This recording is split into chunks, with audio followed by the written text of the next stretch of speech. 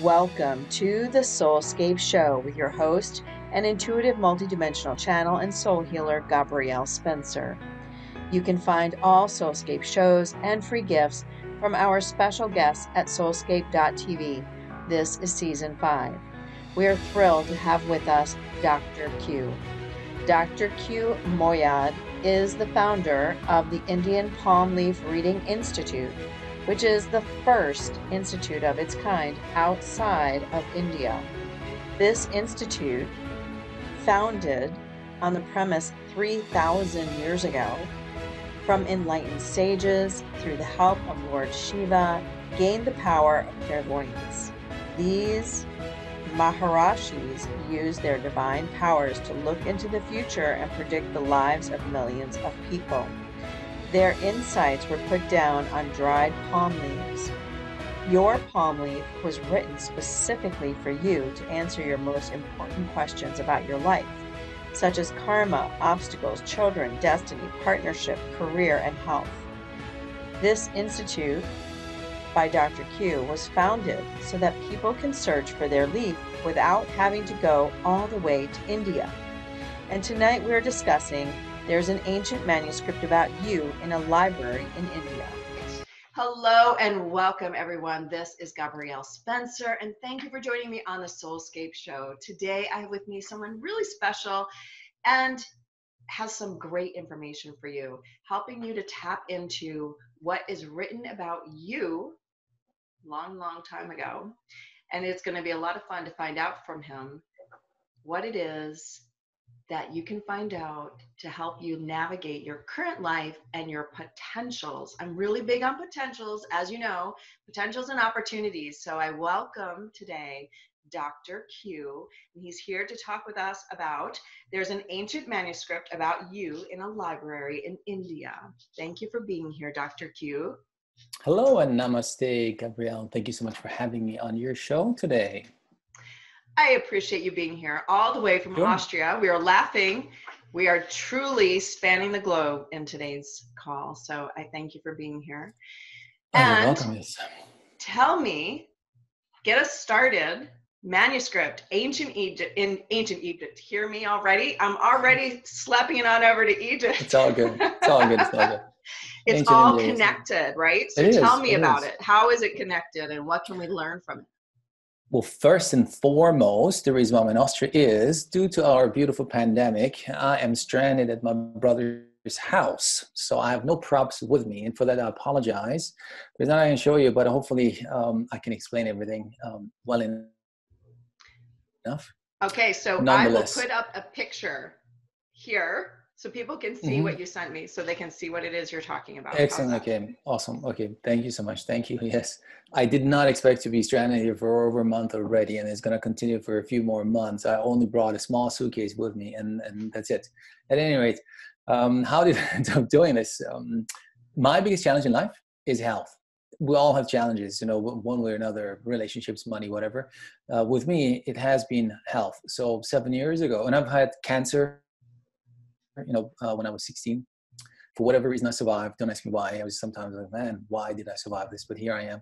But that's going through cancer for 3 years as a teenager really put me on a spiritual trajectory, if you wish. So I'm open to anything that has to do with spirituality and things that we cannot see or touch.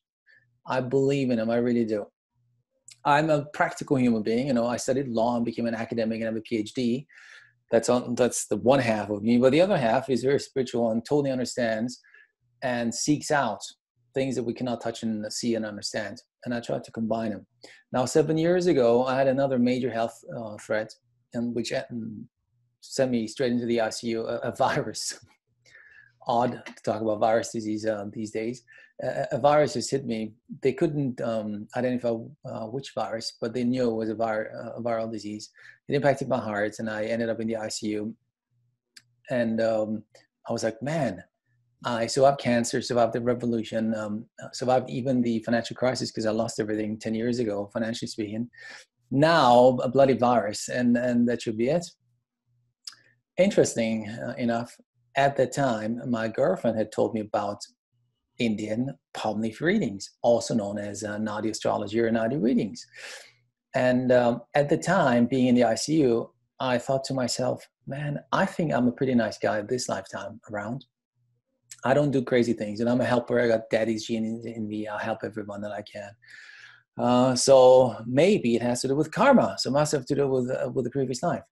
And when my girlfriend told me about palm leaf readings, they also said, hey, you can do some karmic cleaning through palm leaf readings. And as a result, I said, you know what? If I survive, if I come out, I will go and see if there is a palm leaf reading for me too. Even though, and I hate to break this to you now, in case you haven't realized yet, I'm not an Indian.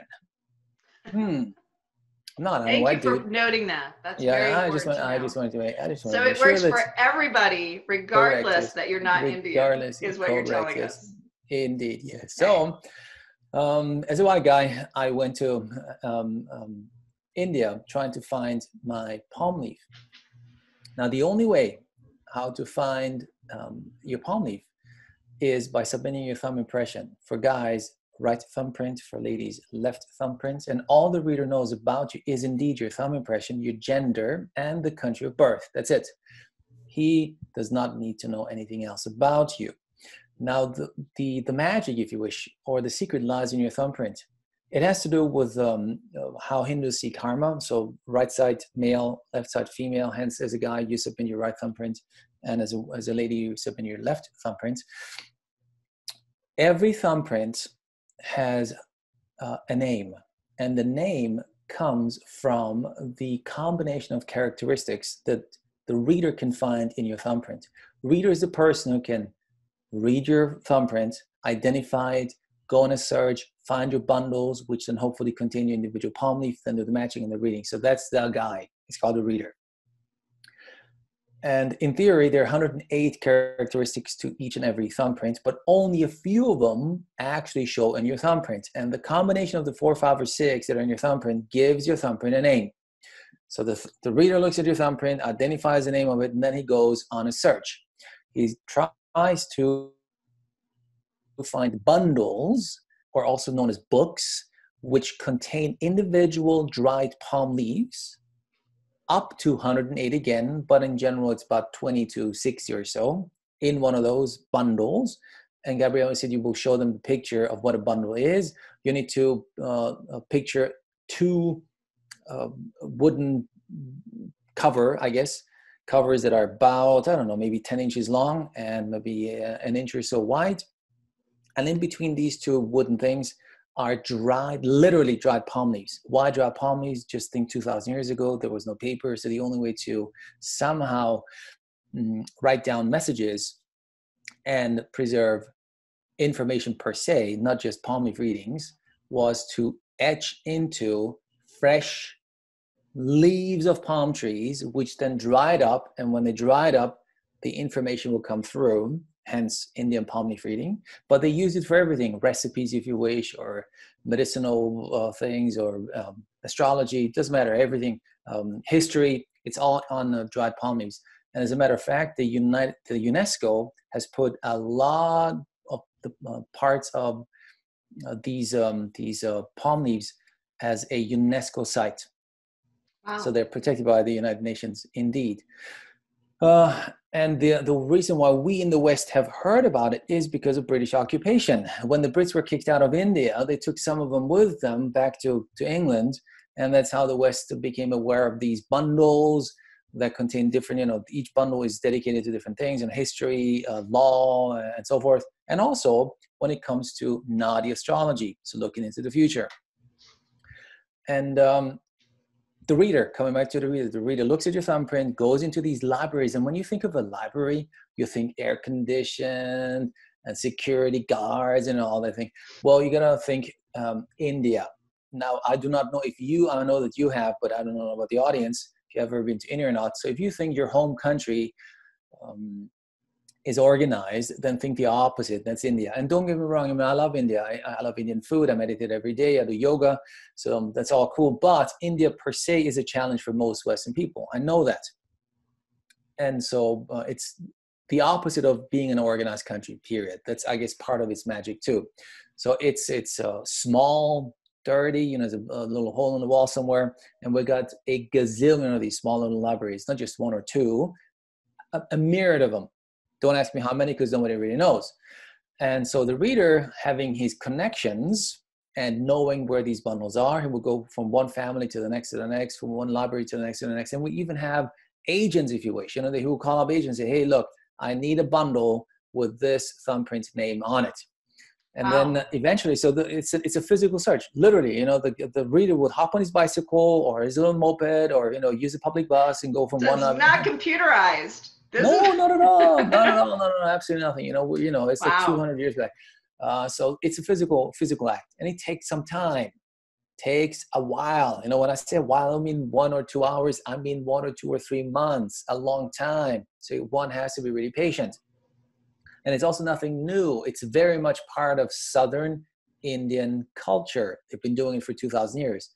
Because, and now come to the core of it, Saga has it that about 2,000 years ago, sages called Maharishis, Maha great, Rishi sage, so great sages, wrote on dried palm leaves messages for people to then be found whenever they need to receive the message.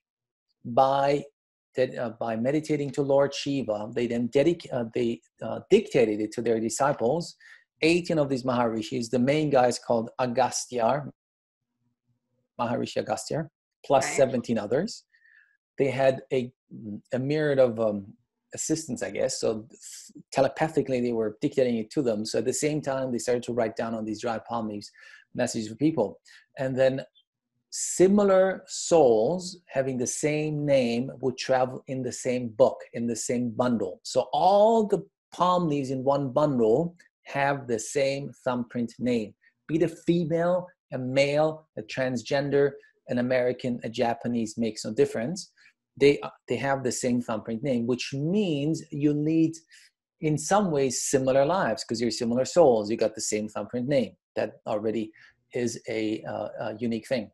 Yes, you had a question? Does this mean that this is a soul family? What we would understand as soul a soul family? Yeah, for sure, absolutely. Okay, yeah, for sure. Yeah, very absolutely. interesting. Yeah. Too bad we didn't have a little computerized thing to tell you all those people that have come and shown up, so you can get in touch with them. Wouldn't that be cool? It would be cool, yes. But the issue now we're going to go into the matching part because you do not know who these other people are. Correct. So it's a 3-step process: search, matching, reading. We'll just explain you the search. The search is based on your gender, on your thumbprint, and also country of birth. So the reader goes in a physical search. It takes a while, and then he hopefully finds 1, 2, usually 2, 3 bundles, which he will then take from the library, from various different libraries even, and then take to, in our case, to our office. And then we will let the seeker know, congratulations, we at least found a bundle, at least one bundle for you. And then the search part comes to an end. And then we would do the matching and the reading. It's the exact same process as if you were in India. So then if you were in India, you would then physically walk into the office. And when you think of an office, you know, you again think of water dispenser, air condition, this and that, the other. Well, the reality, my friends, what can I say? It's a little hole in the wall, because that's what happened to me too when I had my reading done. You sweat your tushy off in case you have not been to India, you know, being a radio show hosted out of Florida. You think Florida is hot? Man, wait till you go to India. I've been to India. I've been to the north and to the south. So, you know. And you know, what was beautiful about it, just as an aside, I spent several days down in Sai Baba's ashram. Oh, yeah. Very cool. And I remember every day outside the gates, the women would sell the beautiful flowers that they string together, jasmine and other things that smell delicious. Yes. And there's a dual reason for wearing them. This one is because it smells so good and it keeps all the other smells a little bit more at bay, right? Correct, yes. Correct. So it's not just that it's beautiful and makes you smile. It's actually your own air freshener walking around with you. I know. So, yes, I know. Anyway, so yes, it's very basic. It's what we very all remember many basic. lifetimes ago. Very basic, yeah. And when it comes to those the flower reeds that they give you, just make sure that they don't have any ants in them. Happened to me a couple times, it's like, well, you know what? Gratefully, that never happened to me. Lucky you. That's Yes, a lucky you. positive. So Yes, I'm it's a sorry. positive. Yes. Anyway, so the reality is, you would walk into the office, you would be sweating your tushy off, and they use a lot of incense. In my case, because I had cancer and I had chemotherapy, radiation, surgery, the whole 9 yards, it really impacted my everything. Really did. Chemotherapy destroyed a lot, I should say, and so I'm very sensitive when it comes to scents. Really, extremely sensitive. I get migraine attacks all the time. So to me, incense is like being hit with a sledgehammer. So if you walk to an office and they start the reading, oh my God, he burns 20 of those buggers. So to me, it was like overload.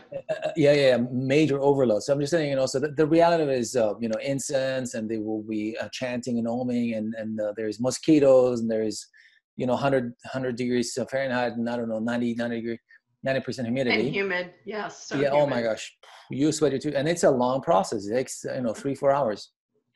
There's almost no point in showering, actually. But anyway.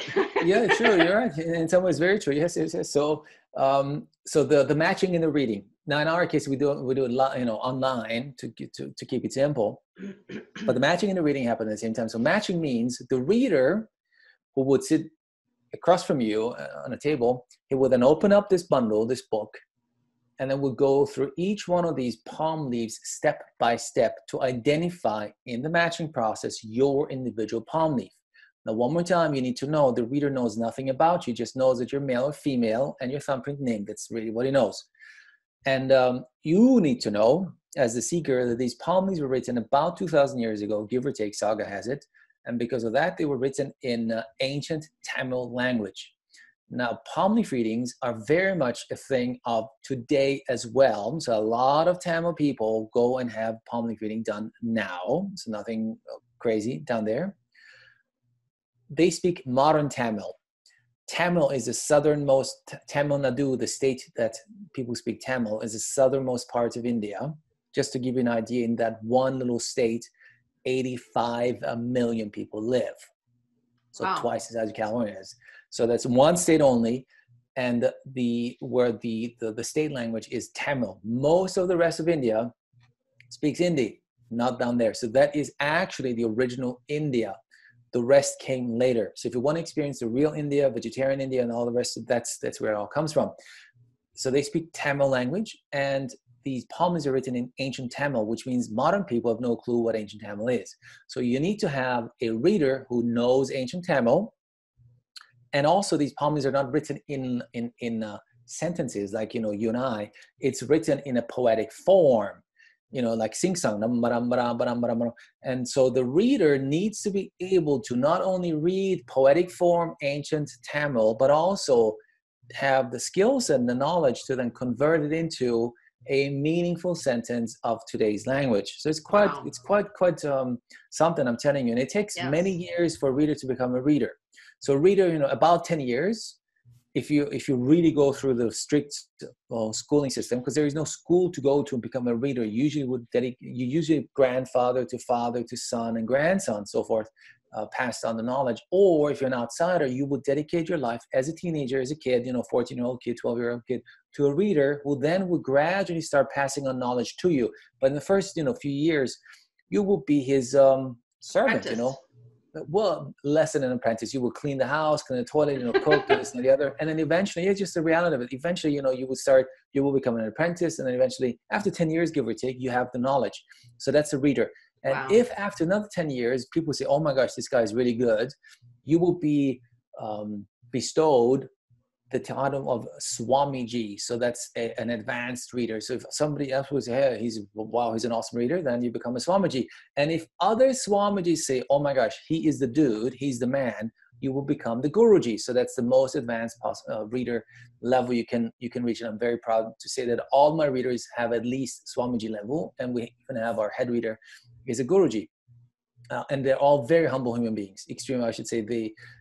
I feel humble to just be in their presence because they really live it every day, all day. Quite amazing human beings. So the matching process. The reader converts And last important thing is Tamil language, unlike English or any other Western language, is not a letter-based language. It's a sound-based language, kind of like a Chinese Mandarin, sound. So the reader has to convert a sound into meaningful letters so that we can understand it. Amazing job. So what he does is he would then go through it through a process of elimination by saying your name, first name that is, contains A, B, or C. I don't know, I'm just making this up. If you say correct, he stays on it, because in Tamil sound can be converted into, to be super precise and correct, is A, O, I.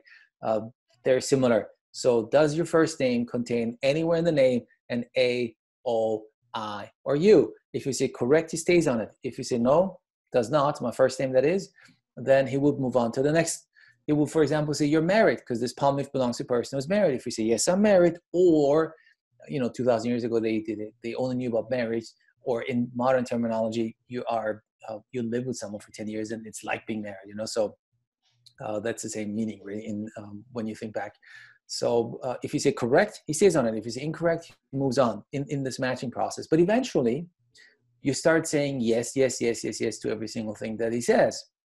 And by the end of a successful matching process, where the reader, again, only knows that you're male or female and your thumbprint name, he will then tell you your first name, your mother's first name, your father's first name, your date of birth, your time of birth, kids if you have any, how many gender, siblings if you have any, how many gender, spouse if you have one, the name of the spouse.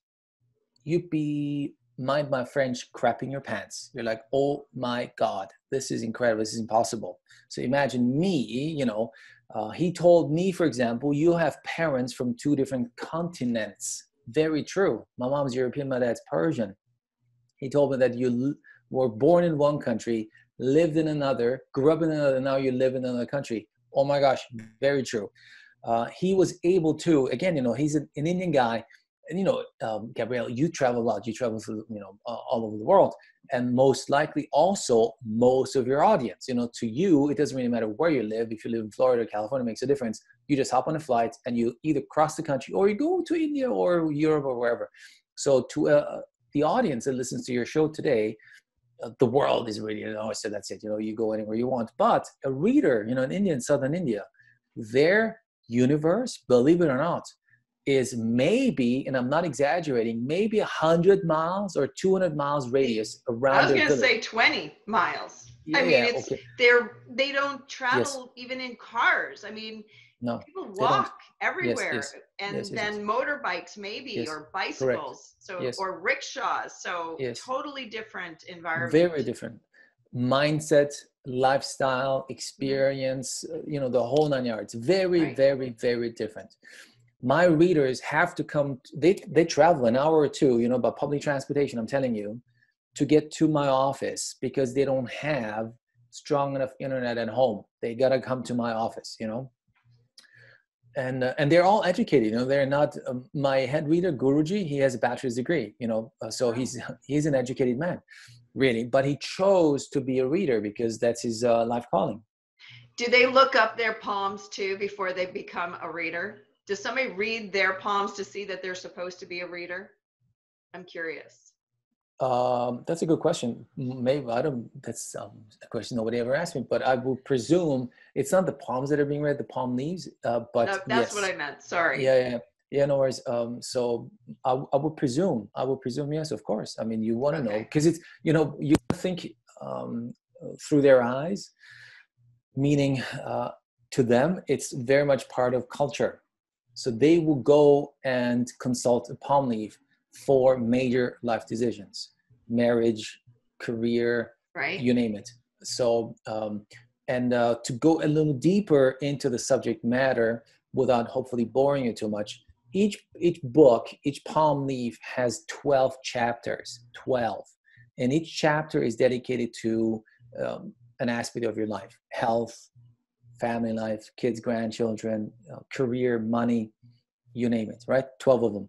One of them is puja. That means your homework that you need to do to fix things, which I will get to in a little bit.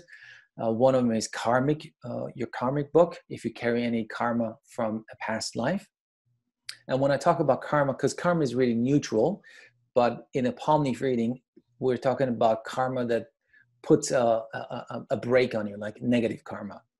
If it's positive karma, then it doesn't stop you. It's actually propelling you. So there is no need to do any healing on that. So we're only talking about the only karma that's not so good. So there are 12 chapters.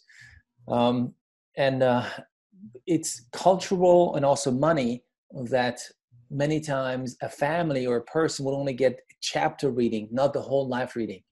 They just want to know, okay, next step in my life is getting married. And then after that, next step in my life is having kids. And then the next step, or before that, it would be going to school, having my career and so forth. Now, what I do, because, Western people, they want everything, not now, they want everything already yesterday.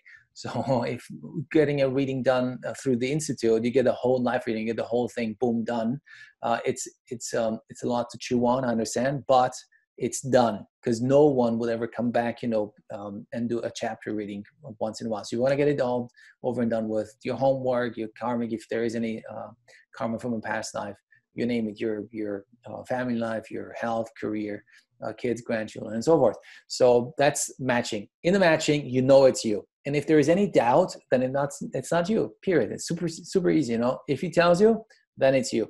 Now imagine me, my mom's name is Gisela, my father's name is Siavar, so my Persian name is Kumars. This guy was like, dum badum badum badum Gisela. I was like, holy moly, there is no way he's ever heard in his life the name Gisela. I assure he's never heard in his life the name Siavar, my father's name, or Kumars. So I was sitting there, I was like, oh my gosh, wow. I knew it's me. There was no doubt at all. So that's the matching. It's you, and then you move on to the reading. And that's the whole purpose why you want to get a reading done, obviously. So the search needs to happen first, and the matching needs to happen. Now that it's your palm leaf, then you can go into the reading part. The matching takes about, 30, 60 minutes, give or take, depending on how fast it goes. The search part can be, if you're lucky, 1 day, and if you're not so lucky, it could be 6 months, there is a reason for that too, because I speak to many, I know many readers, obviously, because I have to go to India quite often. The reading is based on your energies at the time of the reading, not your mood, not if you had a fight with your husband or not, makes a difference. It's your energies, your overall energies. And according to the system, your energies change every year. So, and it's also said that you are supposed to find your palm leaf at the right time when you need it. So it could be that you go on a search and there is no palm leaf for you, or no bundle. They could find a bundle, but no palm leaf. Reason being is, it's not your time. So what you can do is you can start a new search a year after that, because your energies change every year. That's the reason why you can, the reader looks for up to 6 months after you submitted your thumbprint. So 6 months, because then if you draw a circle of a year, 6 months on each side around that time when you submit your thumbprint, then the next year when it starts, you draw another circle of 6 months on each side. You know what I mean? That's the reason why I can search for 6 months after you submit your thumbprints. Because if you cannot find any, well, then you just submit new impressions, because then your energies might have changed. So that takes up to 6 months. And the matching itself, 30 to 60 minutes if you're lucky. And then we start with the reading. The reading takes about an hour and a half. And it's quite intricate and in depth, because it starts with the moment you get the reading done, whenever that is. So I had my reading done 7 years ago. I'm 40, I was 42, 41. So on the day you get the reading done, it starts with that day, and it goes and it gives you a likely trajectory of your life based on the energies at the time of the reading until you die. And it comes in blocks of years, in 6 months to 2 year blocks until you die. Now, first and foremost, no need to get anxious. Your life is not set in stone. It's a likely trajectory based on your energies at the time of the reading, which means you have free will, you have choice. Nobody's holding a gun against your forehead. No one is. It just gives you an idea how your life is continuing based on the energies that you have. Now, the whole purpose of getting your reading done is you want to improve that trajectory. Whatever the trajectory means to you, whatever improvement means to you, you want to improve it. In my case, health. I simply don't want to have tubes down my throat. I don't want to have chemotherapy. I want to be outside of the hospital, period, because I've been in hospital for too many times, way more than the average human being. So to me, if the reader says, okay, you won't be, you can clean your karma, so you won't be in a hospital anymore. I mean, one day hospital doesn't matter, but I don't want to be back for months and in ICUs. That's already a winner. I'm like, hey, awesome, perfect. I don't want to be in hospital anymore. So that's to me an improvement of the trajectory. To other people, it could be making more money or finding a soulmate or having kids, whatever that means to you. Or your life path. I mean, it's a life path. Correct. I'm going to insert here. Yes. Since we talked earlier about my husband, I talk about my husband all the time on my show. So everybody knows him only as my husband. But here's the story. Like Columbus' wife, you know? That's right. I know, I'm just the wife, exactly. So my husband did this, as we talked earlier, and he did it more than 20 years ago, before he met me. Mm-hmm. So there were a few things that are of import. So when he did it, he was in his 30s, like 35, I guess. Mm-hmm. And one of the things that was written in there was that he had the opportunity to get his PhD, but that it would have to be finished by 55. Do you know, he just March 24th passed his dissertation. He is 55. He will be 56 in August. So how funny is that? I mean, just to add to what you're saying, it wasn't that he had to go, but that would be an open opportunity for him up until the age of 55, and then that opportunity would go away. So I just want to say, I mean, a PhD is what, a 5 and 6 year endeavor. And so it's just interesting that truly he is in that window and done. So. Wow, awesome. Congratulations. Very cool. Very cool. There were many other things. One was that, too, he would be meeting his wife. And at the time, he was like, I am so not marrying ever. I'm not getting married. I'm, good doing what I'm doing. And, well, there you are. Shortly thereafter, we did meet, and there you go. So it is fascinating, all the many different things. And even in there, they had given him what his best soul purpose, best life, job, and doing his soul purpose as a job. It's not healing work. He is going into more of that government diplomat type service. And that's what he is called, as the diplomat. So anyway, it's really fascinating, because back at 35, that was not even on his trajectory anywhere. Not a thought, not even an inkling.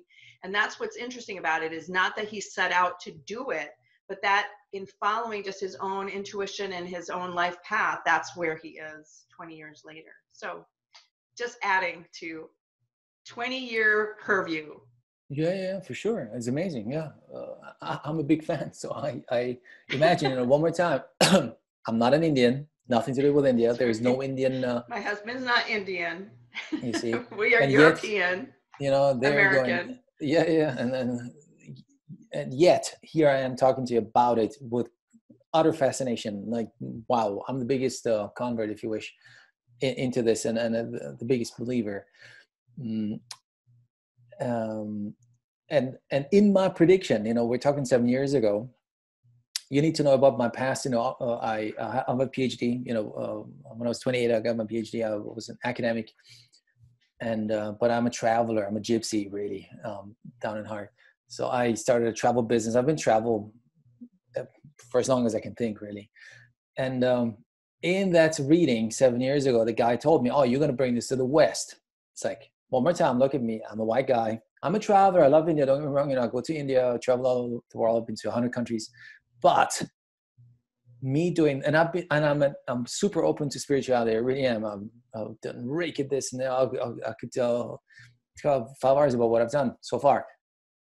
And yet here I am talking about it with an open heart and totally fascinated and by it, and the biggest supporter of it.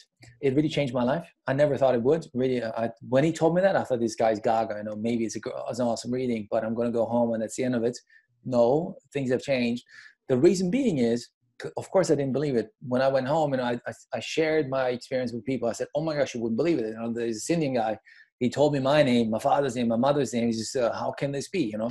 So people wanted to also experience that. And the only way to experience it is you must go to India, because everything happens in India, primarily in the southernmost parts of India, in the state called Tamil Nadu, which I just explained to you, is a big state, not a small state at all. And you better be careful too. You know, Gabrielle, you've been to India, so you know, but maybe most of your audience has not, because most likely they have not, because I know I've been in tourism for, 30 years almost. India, even though it's a very fascinating country for many countries, it's at the same time a no-go country for many other people. It's too hot or too spicy food or whatever it might be, I don't know. So I know that most people will never go to India. Now, when they said, "Oh, awesome, I want to experience it too. Can I do it too?" I said, "Sure, you can.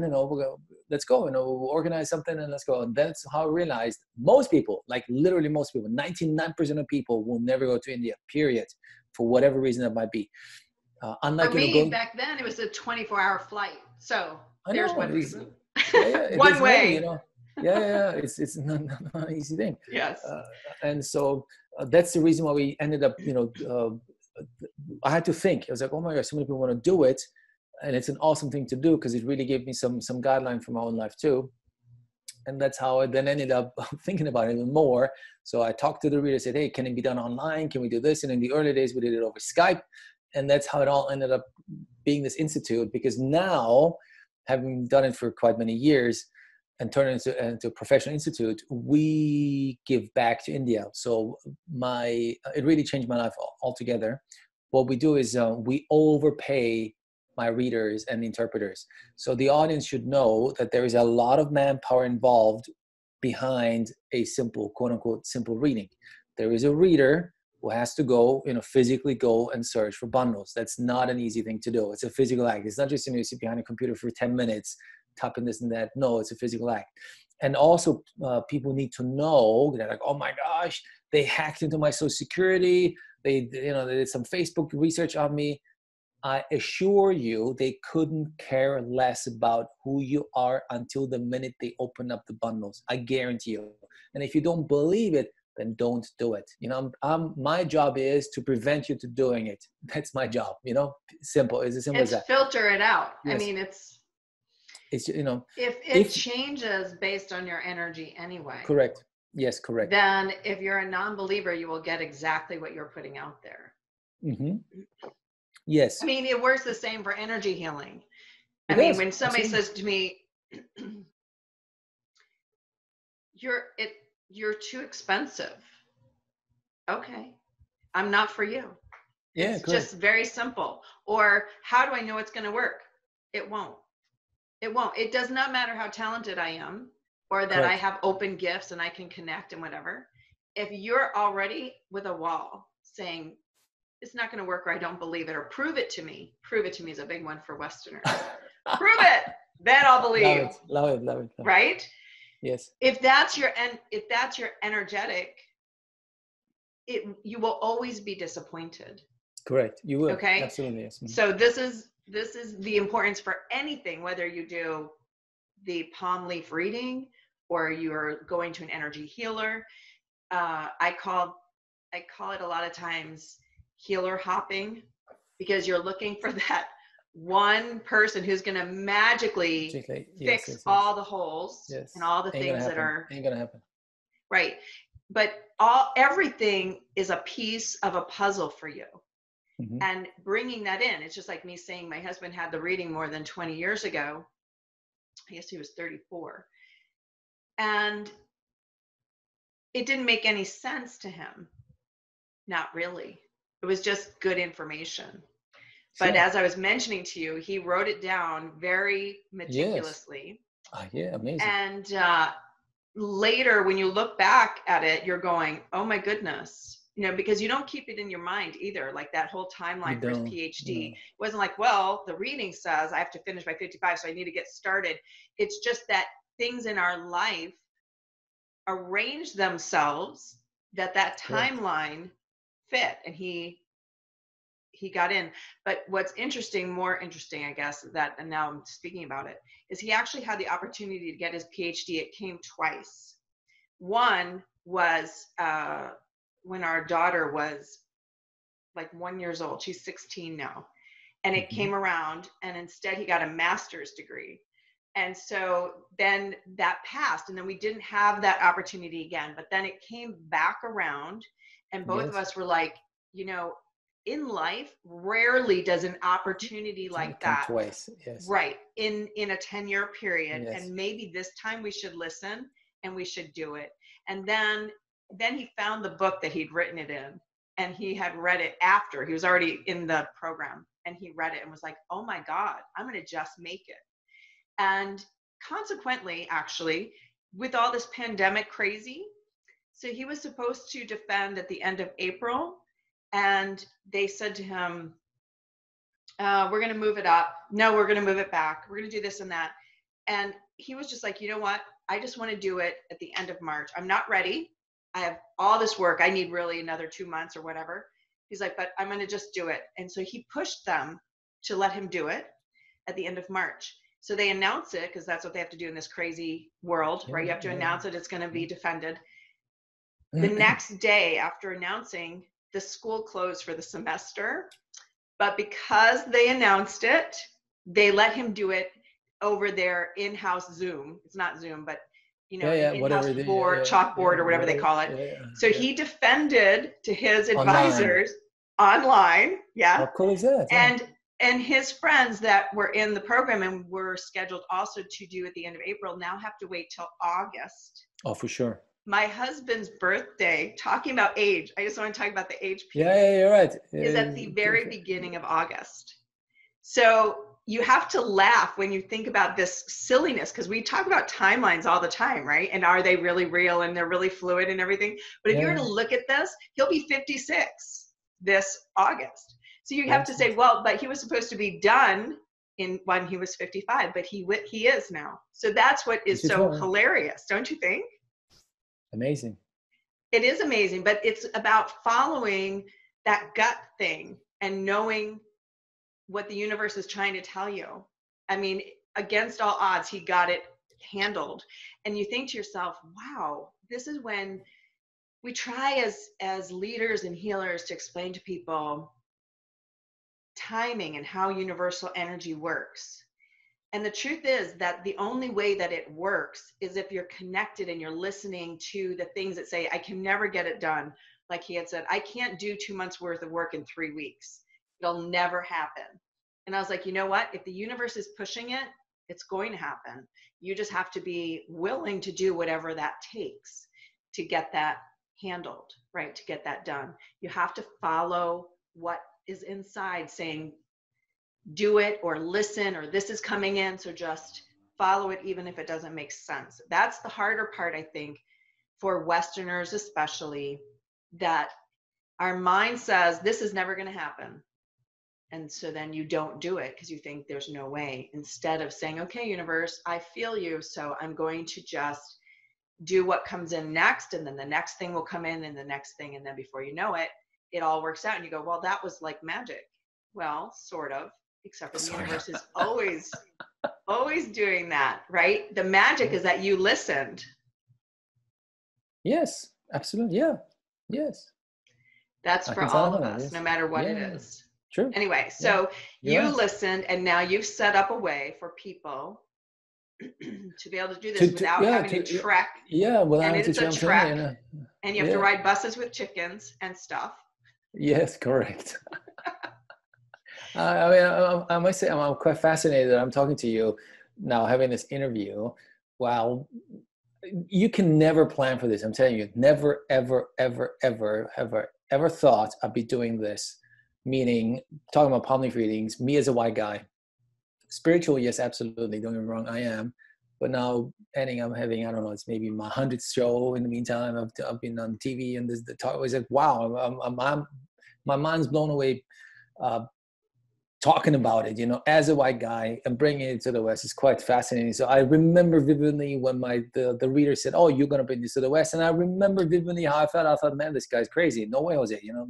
There is no reason, no way a white guy would do this ever. Why should I? And yet here I'm talking about it. So yeah, all those, given that I have extensive knowledge in travel tourism, and hence people in general, I realized that there is no way we can do it like physically take people there. Yeah, once in a while, sure, but not on a larger scale. The only feasible way was to do it somehow online. Now we have an office in India. We have readers, the very best, and each reader, they always work in pairs, needs an interpreter, somebody who interprets from Tamil to English, or rather English, heavy accent in English. So there's always two people. Plus, we have a Western office too. In the Western office, there is 3 people in each reading when it comes to a person that gets a reading through our institute, who is a Western person you can relate to.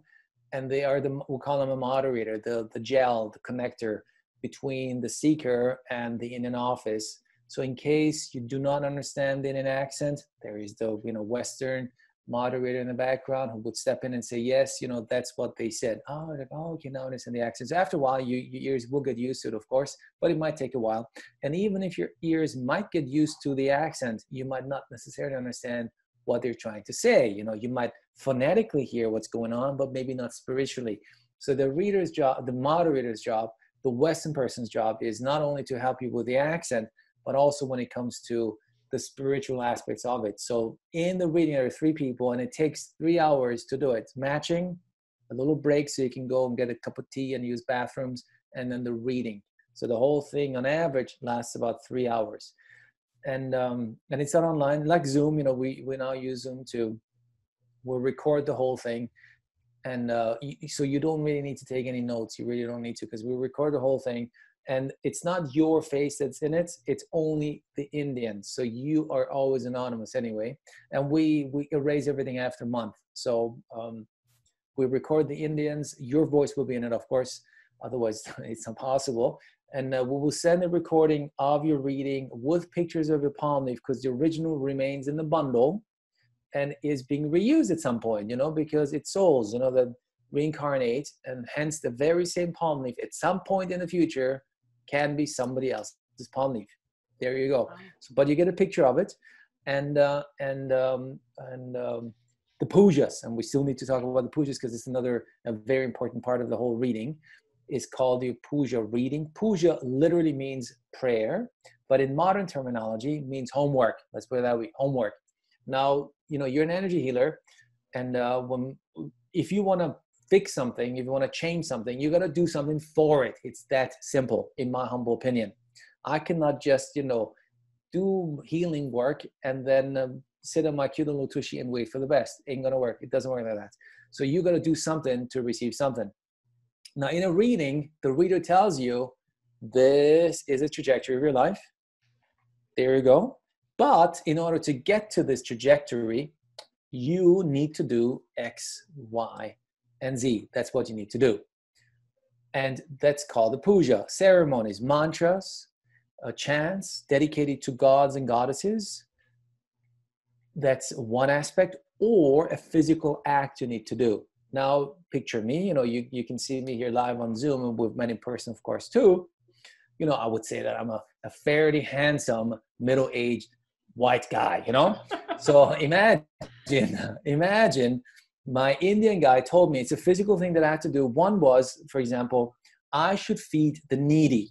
He said, on 2 consecutive Wednesdays, feed the needy. I was like, dude, what do you mean by feed the needy? What should I do? Should I do soup kitchen? Should I donate some money? You know what the guy said? You figure it out. At the time, we're talking 6-7 years ago, I already had moved to Budapest. And this guy told me I've been living in Budapest, which is the capital city of Hungary, which is in Central Europe. And I assure this guy doesn't even know where Budapest is, or Hungary. Even if I show them a map of Europe, no clue. Anyway, so imagine an Indian guy tells you that. So I now live in Budapest. So when I did my pujas, I was in Budapest, and I was sweating my tushy because I didn't want to miss a day. I didn't want to miss my puja. I did not want to screw it up, because if you screw it up, you have to start from scratch. And I truly believe you got to give in order to receive. And these pujas have to be taken literally. There is no wiggle room at all. If you cannot do it on a Wednesday, the Thursday wouldn't do. No good. You missed your opportunity. You got to do it exactly on Wednesday. So that day, I did all the pujas before, and now the 2 Wednesdays showed up, and I had no clue what to do because, I don't speak the language. I didn't know anyone. And then I was in a cafe, and I saw this elderly lady who I thought had money issues, you know, the way she was dressed and, you know, the way she acted. So you know what? And being that moment, I was like, man, I know exactly what to do. So I told the waiter, you know what? I'm going to pay that lady's food and coffee and everything. Just don't tell her I did it. Oh my gosh. I fed the needy at the right time. How cool is that? So, and this stayed with me will stay with me for the rest of my life, because that's just called an act of, a random act of kindness, which I've been doing ever since. I'm telling you, several times a year, randomly, I just pay someone something that I think needs it, spiritually, emotionally, because I don't know if they're sad or, you know, somehow I pick up on energies, and so I do that. So that's a physical act. Another physical act that the reader told me, and that's the reason why I said I think I'm a fairly handsome, middle-aged white guy. And that's, by the way, because of the Botox that I use. Imagine only high-end, high-grade, I should say, not the cheap stuff. He said on 5 Fridays, I should bring fruit and candy to kids. Now that is a challenge, I'm telling you. White middle-aged man bringing fruits and candy to kids, boy oh boy, but I somehow fixed that too. So it's, you know, you will, the solution will come to you. It will come in. I worked with an orphanage, you know. I told them about the story. Look, this is what I'm doing. I'm not a freaky guy. I'm not a perv, you know. So I'm really a decent guy, right. And that's what I'm doing. So I did it through that. And so it's a mantra chant dedicated to a god or goddess, and it's very specific, and you got to do it on that day. And if it says 7 Tuesdays, you got to finish with the chant on a Tuesday, not 2 minutes after Tuesday, which is already Wednesday, because then you screwed it up. And if you do, you got to start from scratch again. So it's either mantra chants, prayer, meditation, or physical act. And it takes a while. I'm telling you, mine took 6 or 7 months until it was all done. And again, people say, oh my gosh, it's so long. You know, why can I do it on a Tuesday instead? On Wednesdays, I'm meeting my, you know, girlfriend. I was like, it's that simple. Do you want to get healing? You want to lead a better life or not? And he already tells you, do this, that, and the other, and not the way you want to do it. And I get, anyway, what? so Not the way I want to do it? I know. And I'm telling you. I mean, as you're talking, it's because what you're really saying is they're setting up a frequency. Correct. And day and time and action all Yes. create a frequency, just like the thumbprint, the name, everything is a frequency. And when you put it together, then that's creating a chain of frequency. That's what you're really saying. Yeah, absolutely. You know, and just maybe to make you understand, maybe not you personally, because I presume you understand anyway, but maybe some of the audience, because I do not know where they come from, is I don't know if you read the book by Paramahansa Yogananda, which is the gospel when it comes to yoga, I guess. It's the autobiography of a yogi written by Paramahansa Yogananda. Yes. Yeah, and it's the book. He's the guy who brought yoga to the West, period. And it's an autobiography. So he wrote it himself about his life. And in that book, he talks about his gurus, you know, quite many. And he had one special guru who was a healer, a true healer who could heal people from leprosy, you know, cancer, leprosy, huge things. And the odd thing is, and I remember, because I read the book twice, I remember he said in his book, I asked my guru, why do you give these people funny exercises to do? You know, they come to you, they line up, you look at them, they're cured from cancer, they're cured from leprosy, whatever. But then you tell them odd things to do, like this egg carry in your left pocket for the next 2 weeks, or do only drink milk for the next 3 weeks with your right hand, or don't, you know, odd things. And so his guru explains, and his guru says, well, I know that they're healed, you know that they're healed, but they don't know it.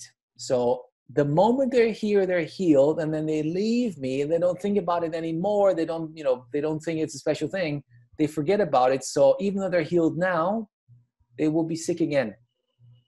But if again, you know, we're talking 100 years ago, a poor Indian makes sure that this egg doesn't crush in his left pocket for the next 2 weeks. So he really puts his energy and thoughts behind that to make sure the egg remains intact. And if he does so, if he accomplishes that for the next 2 weeks, then indeed, during those 2-3 weeks, his energies have helped him to manifest complete and utter healing for the rest of his life. That's a puja.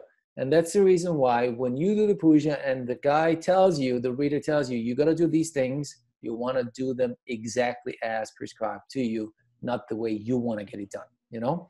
So anyway, that was just not you personally, Gabrielle, you know what I got you. The, all right. We're just okay. talking in general. Yeah, but in general, yeah. It's the same thing as an energy healer telling people you have to listen to the MP3 more than once. Yes. Yeah, you have to do these things more than one time. Yes. Correct. So, You're okay, right. Absolutely. we got it. I Good. mean, it's to solidify the energy is what Correct. you're saying. Yeah. Mm-hmm. Absolutely, yes. All right. So when people do this and it gives them an understanding of their potentials and what could be there, as long as they're in tune and in alignment and doing what's prescribed. And so what happens, let's say, if you don't do any of that, you don't listen and you don't do whatever, then it's just, can you potentially make it even better? How, I guess what I'm asking you is, so let's say, I mean, we've talked about my husband and the fact that his has come out, but there were many options and possibilities that he could go into as well if they gave him. So when a person comes and they do this reading, let's say in the moment, because now, like with my husband, it's been 20 years. So he's been working along the path. My question to you is, let's say I said to you, well, gosh, I would really like to know what my soul's direction is. Okay. Is it going to help me right now to know how to start to get onto that higher path, maybe faster than 20 years? Or is it going to be vague? So I'm not really sure. Do you see what I'm asking you?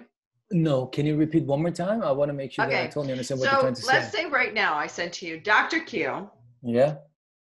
I'm on my own trajectory and I get that. But, you know, there's sometimes I'd like to know, like, where's this going? What am I supposed to do next? Or for people out there who might say, I don't even know what to do. I don't know what my soul's purpose is, which we get a lot. I hear this a lot. Yeah, of course. Big time, yes. So how will that reading help them to answer this question? What's my soul's purpose? Actually, very good question. Ultimately, why do you want to get a reading done? Allow me to start with that. You want to improve your trajectory, period. You want to improve your life. That is the bottom line. Bottom line is you want to improve the trajectory. The reader is going to give you a trajectory and you want to improve on that. Higher, longer, stronger, whatever that means, longer life, longevity. One second. Sure. 1 second. Of course. No Hold worries. on. Do you see this baby? Oh, so cute. I love dogs. Hello. Namaste, she's wearing her sacred names of God. Oh, yeah?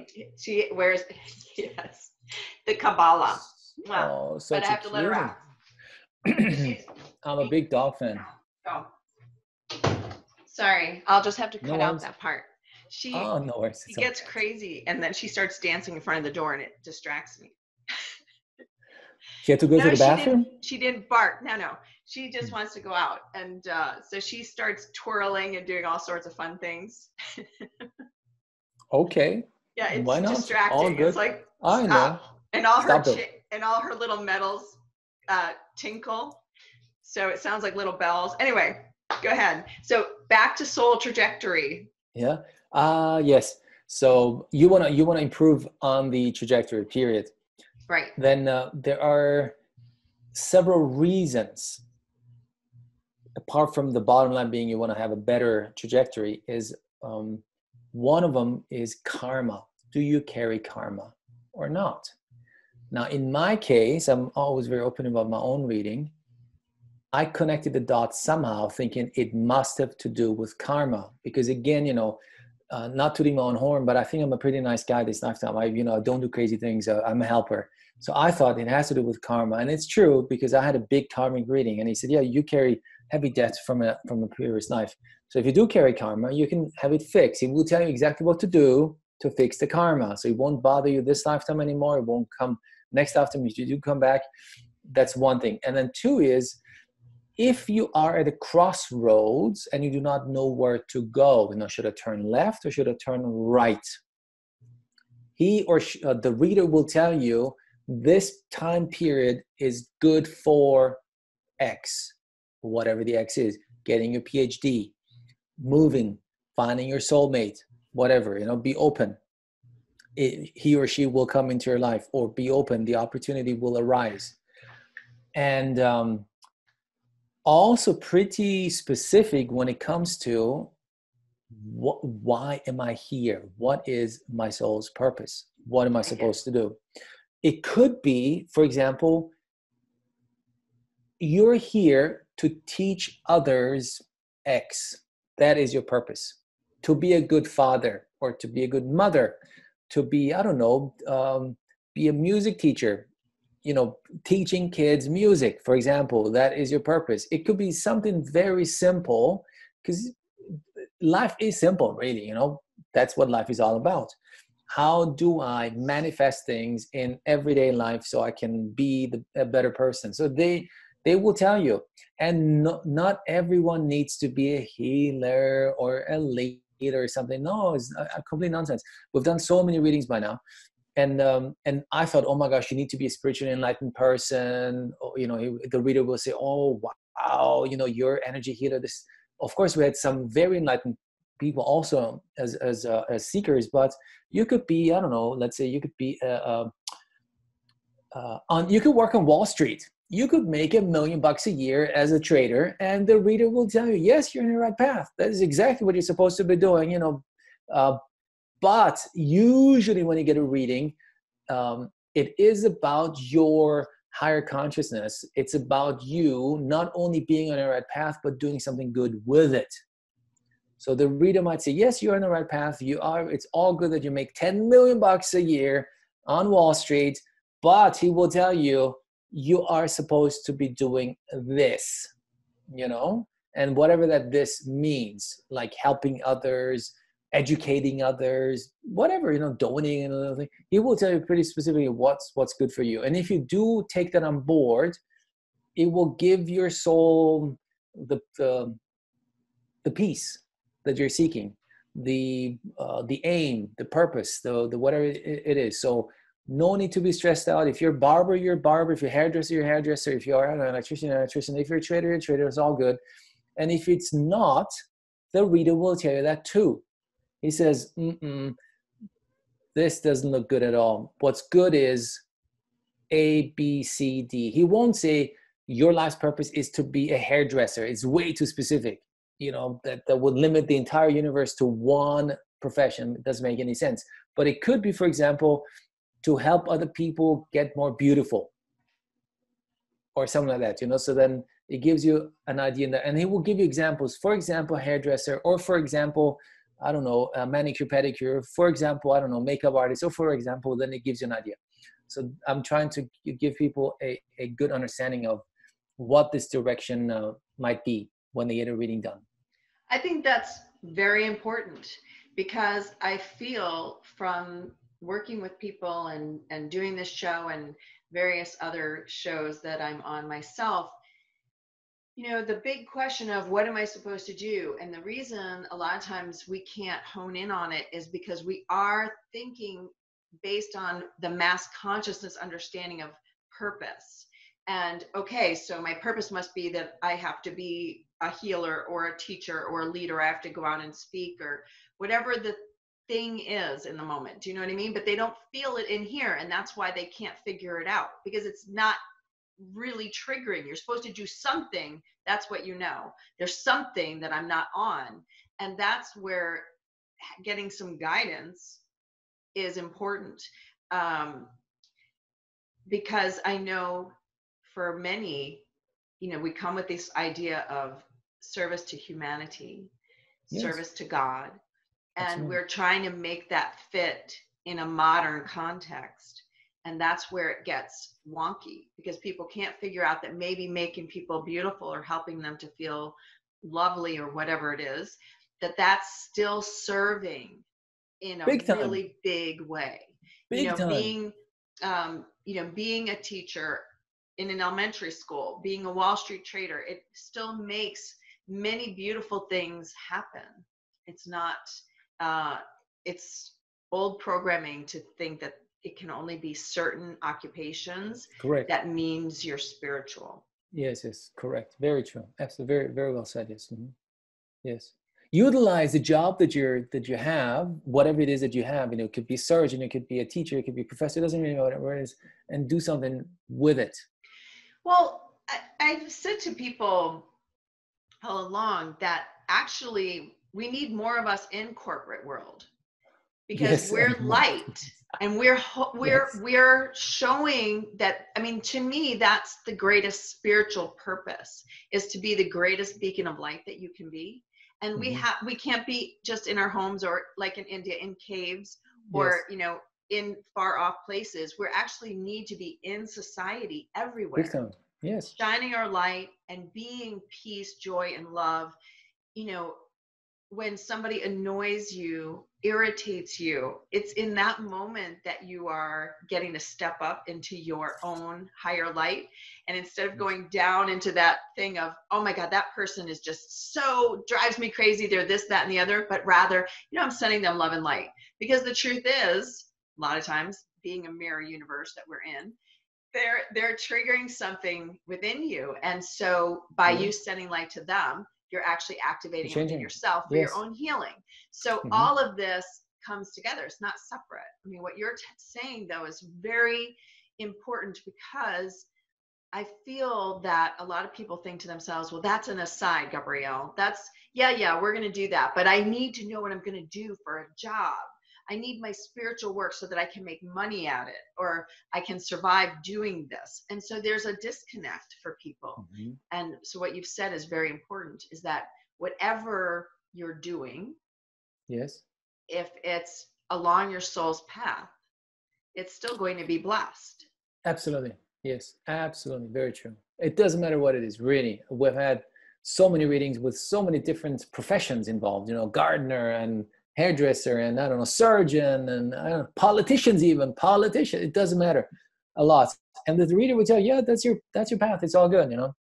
I love Perfect. it. Yes. Yeah, I think absolutely. this is super important for everybody to understand.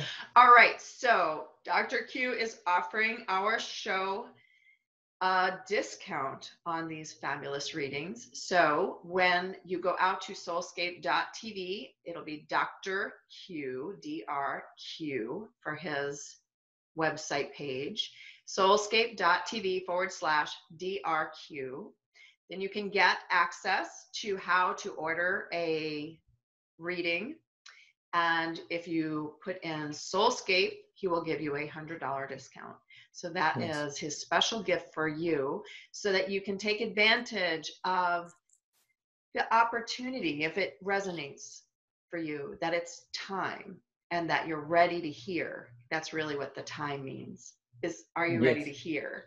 Are you ready to be in that place where you just receive the information and allow it to assemble itself in a way that is understandable, and that you're willing to just take that first step? Because even in these readings, it's not all clear what it really all means. But as you take the steps, it becomes more clear what your next step is, and your next step. And like I was speaking with about my husband, 20 years later, that reading is still going strong, actually. Yeah, big time. Absolutely. Right. Yes. And so the next piece of his life is actually in that reading. And what we're laughing about now, I guess, is he's still on target for what was projected. And so that's pretty cool. I don't know many other readings I've ever had that 20 years later we're still on target. Yeah, it's a full life. It's a whole life reading. It's a whole thing until you die. To some people it's shocking. To some people it's too stressful. Until you die, you know, they will tell you the block of years where you transform, you know. Yes, I know. And yes, as we were talking about at the beginning, that it's fascinating. It's fascinating because so little in our life, I guess, can give us that sort of a trajectory and guidance and allow you just to take it in and be on target for, I'm going to allow that to play out because I'm listening and I'm going to do what comes next. I think it's just fascinating. So I'm going to have to do one because it's unfair. My husband has one and I don't. But anyway, Yes. I would love 23 to years know, ago, you know, 23 I years would ago. love to know where I am in my trajectory. So it's not that I don't have purpose or that I don't know what it is I'm supposed to do. I'm very clear on it. But boy, wouldn't I like to know some more details and even to see how I can expand it or what the potential for my own expansion is. Isn't that, can I use it I for mean, that? allow me to step in here just quickly for the audience sake, is we are a US-based institute. So we follow US laws, and we're governed by California-based customer protection laws. You know, I want to make sure that the audience knows, even though I have an office in India, that's true, we are US-based. So your money is really safe. I need to make that clear because people are like, oh my gosh, India, I do not know where one is going to go to. Accounting, taxation, customer related issues, data protection, it's all US. It's actually all California based, which I think has the world's toughest laws. That's one thing. And then two, you always have a 100% money back guarantee. Now we only take 2 installments. One is $100 to start the search. So you only put down $100, your thumbprint, and then it goes to India and they start the search. And if you cannot find a bundle, at least one bundle within 6 months, you get your $100 back. But if you do find a bundle, usually it's 2 or 3, then that becomes non-refundable. You know, you need to understand we're paying money. You know, it's costs. And only then if a bundle is found, we send you an email saying, congratulations, Gabrielle, in your case, your bundles have been found. And you can then choose to go ahead and have the reading, the matching and the reading. And that would usually be $400, you know, an extra $400, which is also refundable if you cannot match a specific palm leaf to you. So you always have 100% money back guarantee. But once a bundle is found, I can tell you there is a 99% chance that we have a palm leaf for you. Your audience gets $100 off of the $400. So instead of paying $400, they would only pay $300. Okay, you can pay by credit card. So it'll be $400 total, everyone. It's correct. Instead of $500. Correct. Yes. So but you have to put your $100 down first. So yes, I'm just going to let you all know now. The $100 has to go down first. You get the discount at the end. Correct. Yes. Mm-hmm. And so, as I said, you have 100% money back guarantee as long as the bundles have not been found. Once found, it becomes non-refundable, and then you move on to the matching and the reading, which usually $400, but in your case only $300. But you got a quote, you know, when you sign up online, that it comes from your show, obviously. So SoulScape.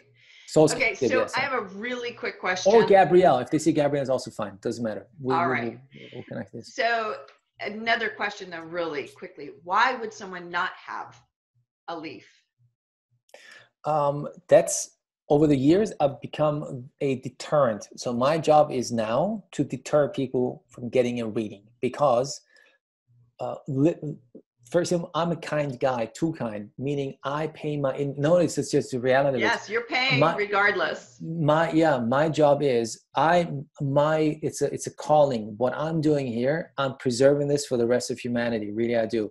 And we're losing highly gifted and talented human beings, readers and interpreters who go up north. You need to think small village, small, you know, none of the conveniences that you're used to from back home. They're going up north for better jobs, IT jobs, whatever they do. So what we do is we overpay them to stay where they are, you know, and I pay them no matter what. So meaning if you just do it for shits and giggles, mind my French, because your wife told you have to do it or your husband says you got to do it and you really don't want to do it because you're like, this is all nonsense. I don't want to do it. And then obviously we won't find bundles and then I need to refund you your money. But in reality, I pay the guy right away because he's not going to give me the money back because somebody has to work. Somebody has to physically go and do these things, you know, it's just the reality of it. And then when we do the matching, why is there no matching? Because people are confused. Let's put it that way. You're so excited during the matching process. And I understand because I did it myself. I mean, I was excited too. Sometimes they forget how many kids they have or grandchildren. Because when he asks you the reader, So you have 3 kids, yes or no? Yes. And then he says, so you got 4 kids? Yes. You know what I mean? So it's because they're so excited, and when they give incohesive, incoherent answers, then no matching. But I can assure you 99.9%, if there is a bundle, there is a matching. And if there is no matching, it's not the reader's fault. It's 100% of the time the seeker's fault, because they give incoherent answers to his questions. But you can try back in 6 months. And in the You can try meantime, again. clean up your energy. Correct, yes. Correct. Because confusion isn't just about answers. Yes. I say in energy healing, when I look at somebody energetically, I liken it to Charlie Brown's Pigpen. Do you know Pigpen, the character in Charlie Brown? And he has around him swirling dirt and debris everywhere. He's like the perfect character, because the confusion is that your own energetic field is in confusion. So it's not just words that somebody might say. You might not hear, and that happens a lot with confusion. You're not hearing or interpreting what is being said correctly, but that is caused because your energetic field is in chaos, its own self. It's not coherent. So if it happens that you're that 0.01%, then the answer is start working on your energetic field to get into alignment and to bring that coherence together, so that then a reading can be found for you. Yes. Yes. True. Absolutely. Yeah. I know. Now you're going to start carrying around pictures of Pigpen, because yes. It's so true though. Whenever that's my best description for what you can see on an energetic level for people. Some of them, there's just so much chaos going on and then that in turn happens in their life. And so they think to themselves, if I can just get my life not chaotic, but it doesn't start with trying to figure out your life. It starts with you cleaning up the energetic field, like the karmic pieces and the aspects of yourself that are damaged, basically. Yeah, I think of it too like Swiss cheese. So if your energetic field looks like Swiss cheese, then you have areas that need to be healed and brought into wholeness. So all of those things will affect a reading, I would imagine, because they do on an energetic reading. It is. I mean, these readers are somewhat connected to a higher power. Oh, yes. They're yes. I mean, even beings. When you say, how do you do the matching? I mean, I get that there are the physical signs and the signature you figure out, but it's that divine connection. I know for myself, people will say, how did you know that that was the book for you or whatever? You know, for me, it almost like pops out at me. And it's not anything special that I'm doing. It's just, that's where my energy is. And so whatever it is just goes bing, and you're like, oh, there it is, right? And so I'm sure that they have their own connection that just, this is the one, right? Yes. And so I think that's magical. That's what we mean by magic, not abracadabra, but that the magic is that the energy is speaking to you. Yeah. I mean, they're very extremely humble, beautiful human beings who, before a reading starts, they I mean, meditate. I really loved it there. And we've talked often about bringing our children as well, but there's a lot of simplicity in the beauty of just accepting life. It's just very different. And I think that it's really something to be said for those of us running around, which now in our forced confinement, we're learning a whole new way of, maybe life settling down is good. And then there's parts of it where we're like, okay, we're ready to get busy again, right? But in this downtime, it's a good time for everybody to go within and to do your work, your inner work, so that you can have, regardless, the best trajectory and potentials possible for your soul in this lifetime. That's what we're here, and that's what we're all about on the SoulScape show, bringing potentials and possibilities and opportunities and new information and new ways of seeing the world, right? And what's there for us. So I thank you, Dr. Q, for being here with us today. I really appreciate it. And everyone out there, thank you for listening and joining us. I hope that you will follow your guidance and connect with Dr. Q and his team and get your reading. I think it'll be exciting, and I want to hear back from everyone what you get if you go forward, because this is how we know and resonate and pass on to others what may help them. All right, everyone, much love to you. Namaste. Namaste. Yes.